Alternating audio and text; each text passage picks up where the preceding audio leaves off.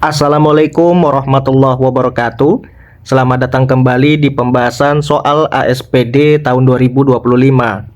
Pada video kali ini kita akan membahas soal kemitraan dari salah satu Kapanewon yang ada di Yogyakarta. Langsung saja kita akan membahas soal yang pertama.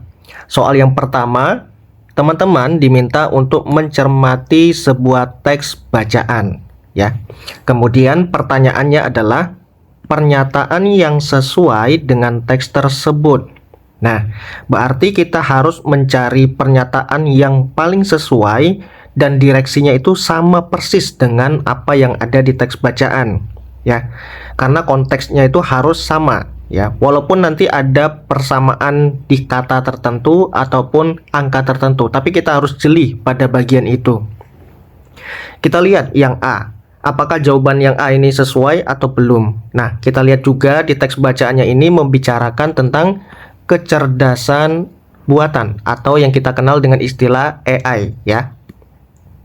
Nah, yang A ini dikatakan antara tahun 2015 hingga 2019 jumlah perusahaan yang menggunakan layanan AI meningkat signifikan, yaitu sebesar 270% dari 10% menjadi 37%. Nah, apakah pernyataan ini dapat kita temukan di teks bacaan? Jika kita memperhatikan di kalimat kedua, ternyata opsi A ini ada di kalimat kedua, ya. Dari kalimat menurut laporan exploding topic, ya. Kemudian hingga 37%. Nah, ternyata yang A ini dapat kita terima karena pernyataannya ada di teks bacaan. Kemudian yang B kita lihat dulu. Pada tahun 2023, jumlah pengguna alat berbasis AI di Indonesia diperkirakan mencapai angka sebesar 3,33 juta dengan potensi terus bertambah. Nah, jika kita mencermati teks bacaan, ternyata ada kejanggalan di bagian pada data tahun 2023 dengan angka sebesar 3,33 juta. Nah, kalau di teks bacaan pada tahun 2023 ternyata mengalami peningkatan hanya 1,04 juta saja. Nah, jadi 3,33 ini kurang tepat. Jadi yang B ini kita eliminasi. Yang C, jumlah pengguna alat AI di Indonesia meningkat dari 0,15 juta pada tahun 2020 menjadi 1,04 juta pada tahun 2023 dan diproyeksikan terus bertambah. Nah, jika kita lihat juga di teks bacaan dikatakan bahwa di bagian sini, ya, saya ganti warnanya menjadi hijau biar kita enak. Nah, di sini dikatakan market insight menunjukkan bahwa jumlah penggunaan alat AI di Indonesia meningkat dari 0,15 juta pada tahun 2020 menjadi 1,4 juta pada tahun 2023. Oke. Dengan proyeksi mencapai 1,30 juta pada tahun 2024 dan 3,33 juta pada tahun 2030. Nah, ternyata yang C ini juga bisa dapat kita terima, ya. Nah, tetapi akan kita cari mana jawaban yang paling tepat. Kita lihat dulu yang D. Laporan IDN Times menyebutkan bahwa 25% responden memprediksi investasi perusahaan mereka dengan teknologi AI akan meningkat lebih dari 50% pada tahun mendatang, ya. Nah, yang D ini tidak dapat kita terima karena di sini salahnya. Nah, responden memprediksi investasi, sementara di teks bacaan dikatakan bahwa responden menyatakan investasi. Nah, di sini menyatakan dengan memprediksi itu dua hal yang berbeda. Jadi yang D ini tidak dapat kita terima. Nah, sekarang kita eliminasi, ya, antara A dan C. Manakah pernyataan yang paling tepat?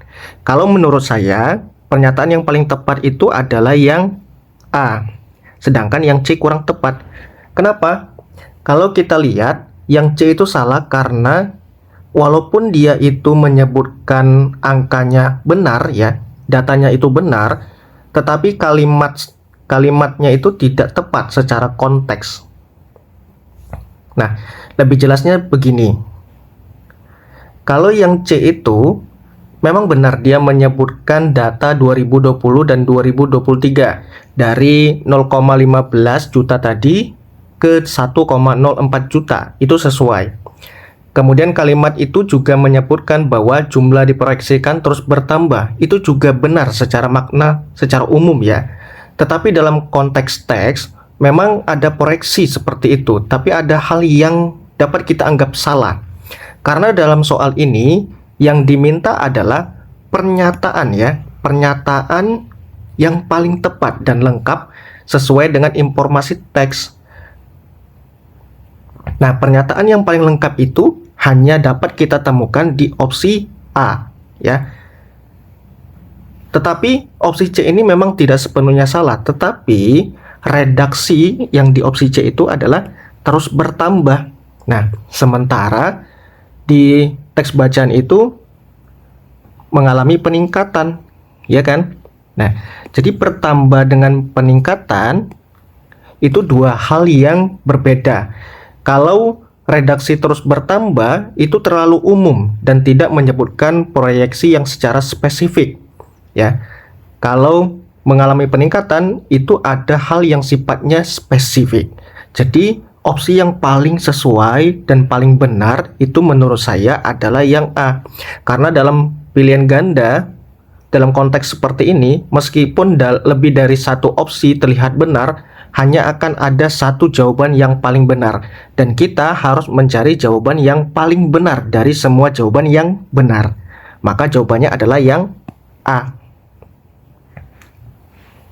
Selanjutnya, kita beralih ke soal nomor 2. Soal nomor 2 ada sebuah teks bacaan juga ya, teman-teman. Kemudian yang ditanyakan adalah tujuan teks tersebut. Nah, kalau berbicara tentang tujuan, jika kita memperhatikan ya di sini ada kata kuncinya. Yang A ini mengajak, yang B ini memberitahukan, yang C menggambarkan, yang D menjelaskan. Nah, tinggal kita lihat nih. Kira-kira teks bacaannya ini mengarah kepada teks apa, ya? Jika kita sudah bisa menyimpulkan teks ini kategorinya apa, maka kita bisa langsung menganalisis teks bacaannya. Nah, jika kita memperhatikan soal nomor 2 dikatakan bahwa Canva adalah platform desain grafis yang menawarkan pengalaman visual menarik dan interaktif. Artinya, teks ini membicarakan tentang satu objek, yaitu Canva. Nah, apakah kita lihat nih, kalimat keduanya dia akan membicarakan informasi seperti apa? Kita lihat ya. Saat membuka Canva, pengguna langsung disambut dengan antarmuka yang bersih, dihiasi warna-warna lembut dan tombol-tombol yang jelas. Nah, dia berarti sudah mulai mendefinisikan nih ya di sini ya, ataupun mendeskripsikan dari Canva itu, yaitu khususnya di bagian di sini. Tampilannya ya di sini ya. Nah, antarmuka. Kemudian di kalimat ketiga dia menyebutkan tentang fitur-fiturnya. Ya kan? Kemudian kalimat 4 dia menyebutkan tentang template-nya ya, template yang ada di Canva. Kemudian kalimat selanjutnya dia membicarakan tentang icon ya. Kemudian juga menyebutkan tentang respon ya, respon. Nah, kemudian juga pada kalimat akhir dikatakan bahwa Canva menjadi alat praktis yang memanjakan mata dan memudahkan siapapun membuat desain yang estetis dan profesional. Artinya, teks ini mencoba untuk memberikan ataupun menggambarkan suatu produk ataupun suatu platform yang bernama Canva itu tadi secara detail. Nah, dengan kata lain, teks ini dapat kita kategorikan sebagai teks apa, teman-teman? Yaitu teks deskripsi. Nah, kata kunci dari teks deskripsi itu apa?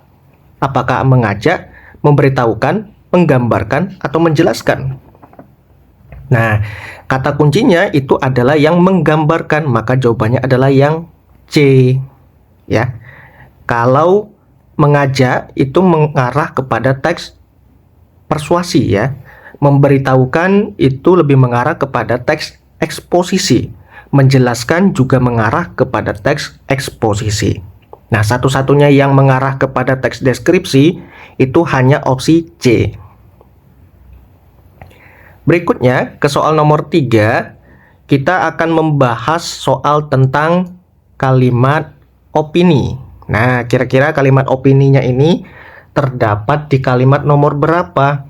Nah, jika kita membaca secara detail kalimat per kalimat, kita akan menemukan ternyata kalimat opininya itu terdapat di kalimat nomor 4 dan kalimat nomor 5. Nah, kata penanda opininya itu adalah di bagian di sini. Kalau yang kalimat nomor 4 ditandai dengan penggunaan kata mengkhawatirkan. Oke. Kalau nomor 5 ditandai dengan kata menilai. Ya, jadi jawabannya adalah 4 dan 5, yaitu opsi D. Nomor 4 yang ditanyakan adalah tentang ide pokok. Nah, kalau kita berbicara tentang ide pokok, maka yang tugas kita pertama adalah mencari kalimat utamanya, ya. Kalau sudah ketemu kalimat utamanya mana, apakah di awal atau di akhir, maka kita tinggal fokus aja di kalimat utamanya, karena jawabannya pasti ada di sana. Nah, sekarang kita lihat nih, kalimat utamanya mana. Nah, biasanya kalimat utama itu mengarah pada sesuatu yang sifatnya umum. Dan sifatnya umum itu biasanya ditandai dengan penggunaan kata penanda definisi. Nah, kalau kita lihat di sini, kata penanda definisinya itu adalah di bagian di sini, yaitu kata adalah. Nah, jika kita lebih spesifik, ternyata kalimat utamanya ada di kalimat pertamanya, ya kan? Nah, kalimat pertamanya mengatakan Gemini AI adalah sistem kecerdasan buatan yang dikembangkan oleh Google DeepMind untuk memahami dan memproses informasi secara lebih efisien. Nah, tinggal kita cari aja nih, opsi A, B, C, dan D, manakah yang mengarah pada kalimat utamanya? Yaitu yang B. Nah, kenapa yang A salah? Kalau kita lihat teman-teman, ternyata yang A ini salahnya adalah di bagian di sini, DeepMind dan Gemini AI. Ini ketuker ya. Seharusnya DeepMind ini adalah Gemini AI, sedangkan Gemini AI ini seharusnya tertuliskan DeepMind. Seperti itu. Jadi kurang tepat yang A. Yang B, jawabannya benar ya. Gemini AI adalah kecerdasan buatan yang dikembangkan oleh Google untuk mengelola informasi secara efisien. Sama kan dengan apa yang ada di kalimat utamanya. Sekarang yang C, Gemini AI dapat digunakan untuk berbagai keperluan, terutama untuk membantu memecahkan masalah. Nah, yang C ini merupakan informasi bacaan ya, atau informasi yang ada di teksnya.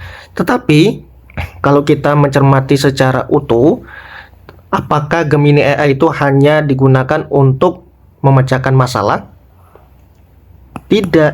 Kalau kita lihat di teks bacaan Gemini AI itu, nah di sini ya, Gemini AI juga dapat digunakan di berbagai bidang seperti kesehatan, pendidikan, dan teknologi.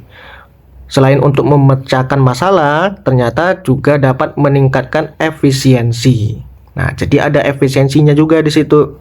Jadi kurang tepat nih yang C. Yang D, Gemini AI memiliki potensi besar untuk mempengaruhi berbagai industri di masa depan. Nah, kalau yang D ini adalah informasi bacaan, karena ada di sini di kalimat terakhir ya. Dengan kemampuannya, nah yang terus berkembang, Gemini AI memiliki potensi besar untuk mempengaruhi industri di masa depan. Jadi yang D itu kurang tepat ya. Kurang tepat juga. Maka jawabannya adalah bravo. Nomor 5, teman-teman diminta untuk mencari hubungan sebab akibat dan pertentangan yang ditunjukkan pada kalimat nomor berapa. Nah, kalau kita lihat di sini, sebab akibat dan pertentangan itu dapat kita temukan di kalimat yang mana ya? Kalau kita lihat di sini, menurut saya di sini ada dua jawaban. Kenapa? Karena hubungan sebab akibat dan pertentangan itu dapat kita identifikasi di kalimat nomor 3, kemudian nomor 4 dan nomor 2 ya. Nah, yang jawaban yang menyebutkan itu yang mana? Antara C dan D. Nah, sekarang kita lihat dulu ya, kenapa jawabannya bisa 2. Oke, kalimat nomor 2 ya, dikatakan penggunaan AI ini menyebabkan pengurangan kesalahan manusia dalam proses produksi. Nah, di sini mengarah ataupun memiliki hubungan sebab akibat yang ditandai dengan penggunaan kata menyebabkan. Nah, yang sebagai sebabnya yang mana? Sebabnya adalah di sini. Sebabnya terletak di kalimat ini. Penggunaan AI. Ini adalah sebab ya. Sebab.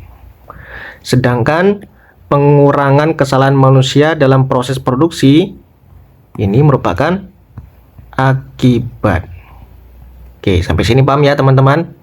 Nah, kemudian kalimat nomor 3, meskipun AI menawarkan banyak keuntungan, beberapa pekerja khawatir karena teknologi ini dapat menggantikan pekerjaan manusia. Nah, di sini mengandung hubungan pertentangan, yaitu ditandai dengan penggunaan kata apa teman-teman? Penggunaan kata ini. Meskipun, nah ada hal yang dipertentangkan di situ. Apa yang ditentangkan? Yang ditentangkan adalah satu, keuntungan, kemudian kekhawatiran. Nah, jadi ada dampak positifnya, kemudian ada dampak negatifnya. Oke, jadi ada dua hal yang ditentangkan. Kemudian nomor 4, di sisi lain, nah di sini juga mengarah pada hubungan pertentangan. Di sisi lain, beberapa ahli berpendapat bahwa AI juga dapat menciptakan lapangan pekerjaan baru di sektor teknologi. Nah, jadi ada hal yang dipertentangkan juga di situ. Nah, artinya jawaban di soal nomor 5 ini ada 2, antara C dan D. Ya, mungkin teman-teman ada pendapat yang berbeda, bisa menuliskan di kolom komentar ya. Nah, selanjutnya kita akan membahas soal nomor 6. Nah, soal nomor 6, teman-teman diminta untuk mencari makna kalimat bercetak tebal. Oke. Nah, kalau ada kalimat ataupun pertanyaan seperti ini, teman-teman tinggal fokus aja di kalimat yang bercetak tebalnya. Jadi kalimat yang tidak bercetak tebal tidak perlu teman-teman baca, karena itu akan tidak itu akan tidak mempengaruhi cepat atau lambat teman-teman dalam menjawab soal tersebut. Nah, dan itu pasti akan membuang-buang waktu. Jadi kita fokus aja di kalimat yang bercetak tebalnya. Nah, karena yang ditanyakan adalah makna yang bercetak tebal, sekarang kita fokus di kalimat bercetak tebal. Kalimat bercetak tebal dikatakan AI memungkinkan mesin untuk mempelajari pola dari data yang diberikan dan membuat keputusan secara mandiri tanpa intervensi dari manusia. Tanpa intervensi langsung dari manusia. Nah, kalau kita mencermati secara spesifik, ternyata kalimat ini mengandung beberapa poin. Ya, poin pertama, saya tandai ya, adalah AI. Ini adalah poin pertamanya. Kemudian memungkinkan mesin untuk mempelajari pola ya dari data yang diberikan. Ini adalah poin kedua. Oke, ini poin kedua. Berarti ini tadi poin 1 ya. Kemudian membuat keputusan secara mandiri. Nah, ini poin ketiga. Kemudian tanpa intervensi langsung dari manusia. Nah, ini poin keempat. Artinya kalimat bercetak tebal ini memiliki 4 poin. Nah, tinggal kita cari aja opsi A, B, C, dan D manakah yang memiliki 4 poin dan memiliki kemiripan. Kita lihat yang A, AI. Oke, ini poin pertama ya, sinkron ya dengan poin pertama. Saya tandai warna biru aja, atau warna ungu boleh. AI, nah ini poin pertama, sama ya, subjeknya sama-sama AI. Kemudian mampu mengelola data dengan baik. Nah, mampu mengelola data dengan baik. Apakah sama dengan poin yang ada bercetak tebal? Memungkinkan mesin untuk mempelajari pola dari data yang diberikan. Ya, memiliki kemiripan ya. Kemudian kalimat selanjutnya di opsi A, membuat keputusan yang tepat. Nah, ini memiliki makna dengan poin bercetak tebal nomor 3 tadi, membuat keputusan secara mandiri. Oke. Kemudian kalimat selanjutnya, tanpa campur tangan manusia. Nah, ini sinkron dengan kalimat bercetak tebal poin keempat ya. Jadi bisa kita terima nih. Oke. Kalau yang B, kenapa yang B salah? Mungkin teman-teman bisa menemukan kesalahannya itu dapat kita temukan di sini. Nah, membantu mesin mengambil keputusan. Ini tidak sama dengan kalimat di poin 2 ya. Memungkinkan mesin. Nah, memungkinkan dengan membantu itu hal yang berbeda. Walaupun memungkinkan mesin dan membantu mesin itu memiliki makna yang sama, yaitu melakukan sesuatu, tapi konteks pelakunya itu yang berbeda.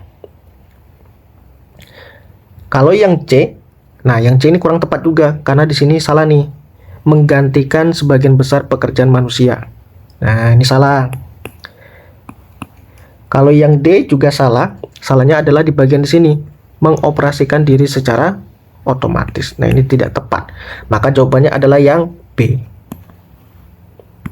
Gitu ya teman-teman.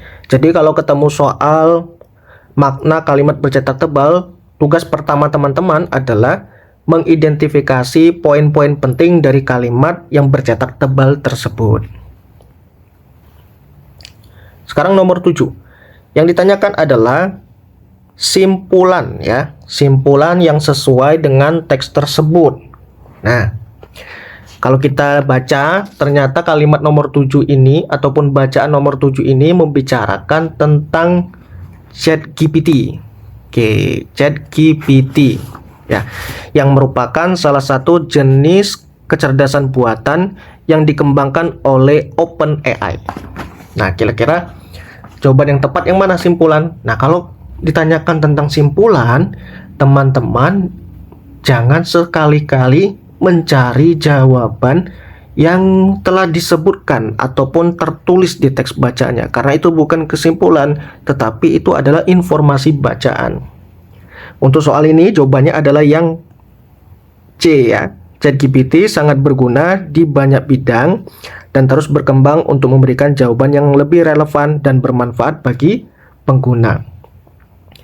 Kalau yang A dikatakan ChatGPT hanya digunakan untuk menulis konten dan tidak memiliki manfaat. Nah, salahnya di sini.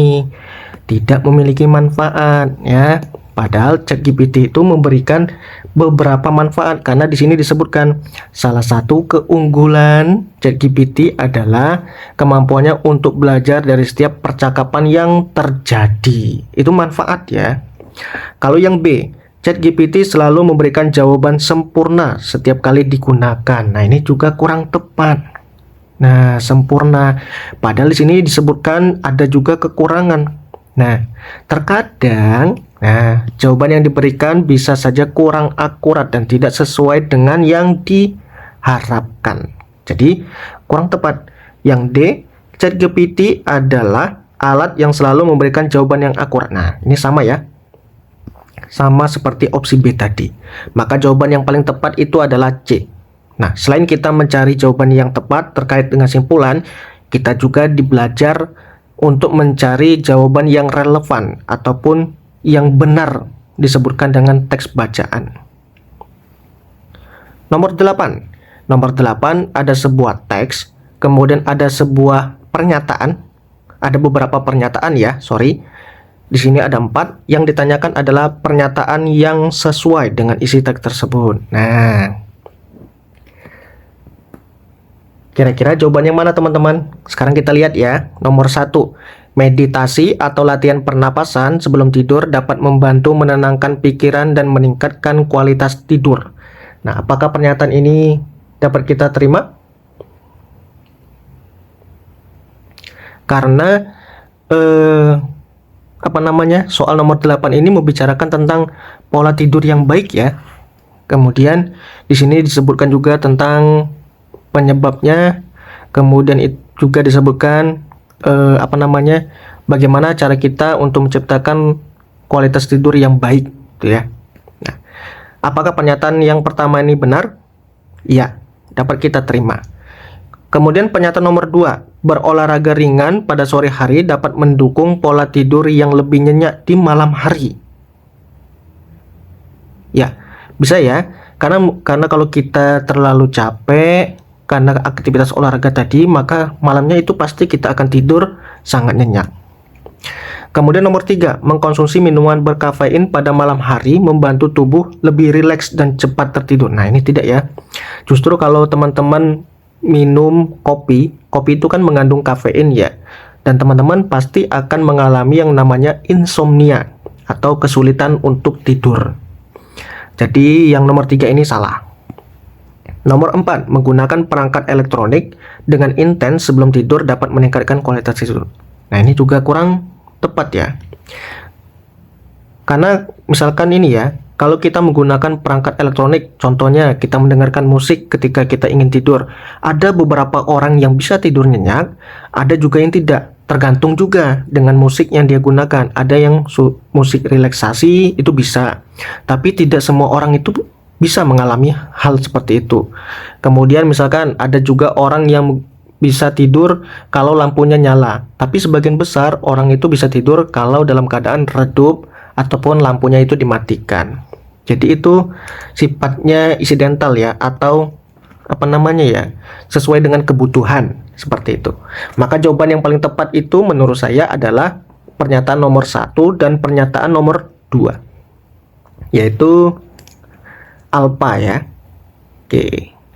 Nomor 9 ada 2 teks tentang gudeg dan gado-gado. Oke. Yang ditanyakan adalah perbedaan kedua teks tersebut adalah, nah, kita langsung aja ke jawaban ya. Untuk soal ini jawabannya adalah yang B ya. Gudeg itu memiliki cita rasa manis dan gurih, sedangkan gado-gado memiliki rasa gurih, pedas dan sedikit manis. Nah, kita lihat di sini. Gudeg itu memiliki cita rasa yang manis dan gurih. Nah, ada di sini. Ada di bagian di sini. Nah, ini. Mana tadi ya? Nah, ini. Sehingga menghasilkan rasa manis dan gurih. Oke. Kemudian di gado-gadonya memiliki cita rasa yang sifatnya itu ini, ada pedasnya, gurih, pedas dan sedikit manis. Oke.